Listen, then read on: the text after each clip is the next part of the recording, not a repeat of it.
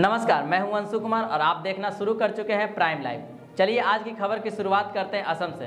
असम अभी बाढ़ की चपेट में पूरी तरह से डूबा हुआ है। अभी भारत में मानसून की शुरुआत से पहले ही असम में मूसलाधार बारिश की वजह से 7 जिलों में लगभग 57,000 लोगों की जिंदगी प्रभावित हुई है। असम में मूसलाधार बारिश की वजह से वहाँ के लोगों का जीवन अस्त व्यस्त हो गया है। पूर्वोत्तर राज्य एक आधिकारिक बयान के अनुसार लगभग 57,000 लोगों की जिंदगी इस बाढ़ की वजह से प्रभावित हुई है। आंकड़ों से यह भी पता चलता है कि बाढ़ की लहर में 15 राजस्व मंडलों के लगभग 222 गांव प्रभावित हुए और लगभग 10,321 हेक्टेयर खेती की भूमि बाढ़ के पानी में जलमग्न हो गई है। इस प्राकृतिक आपदा के दौरान एक बच्चे समेत 3 लोगों की मौत हो गई है। साथ ही 1434 जानवर भी प्रभावित हुए हैं और अब तक कुल 202 घर क्षतिग्रस्त हो चुके हैं। सेना, अर्धसैनिक बलों, एसडीआरएफ, अग्निशमन और आपातकालीन सेवाओं ने राज्य के बाढ़ प्रभावित इलाकों में बचाव और राहत अभियान चलाया। होजाई, लखीमपुर और नगांव जिलों में कई सड़कें, पुल और सिंचाई नहर पूरी तरह से क्षतिग्रस्त हो गई है। लगातार बारिश के कारण शनिवार को दीमा हसाओ जिले के 12 गांव में भूस्खलन हो गया है।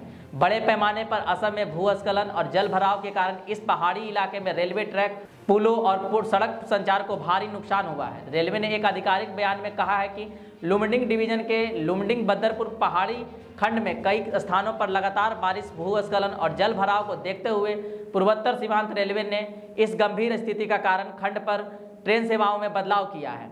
हालांकि 2 ट्रेनें फंस गई, जिनमें से प्रत्येक में लगभग 1400 यात्री थे। रेलवे ने वायुसेना, राष्ट्रीय आपदा प्रतिक्रिया बल यानी कि एनडीआरएफ, असम राइफल्स और स्थानीय लोगों की मदद से बड़े पैमाने पर रेस्क्यू अभियान शुरू किया।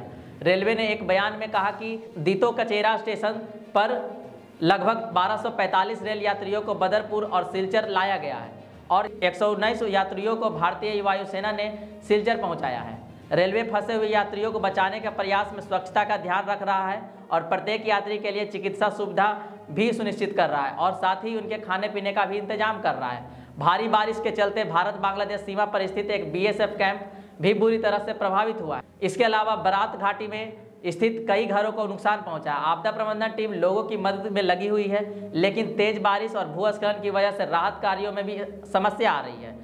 असम और पड़ोसी राज्यों मेघालय और अरुणाचल प्रदेश में पिछले कुछ दिनों में लगातार बारिश के बाद कई नदियों का जलस्तर धीरे धीरे बढ़ गया और कोपली नदी का पानी खतरे के निशान से ऊपर बह रहा है। असम में यह भयावह मंजर काफ़ी जिंदगियों को प्रभावित कर रहा है। पिछली बार भी 15 जुलाई 2019 को असम में बाढ़ के कारण 3181 गांव पानी में डूब गए थे। पिछली बार भी असम दोहरी मार को झेला था, जिसमें बाढ़ के साथ साथ कोरोना की लहर भी शामिल था।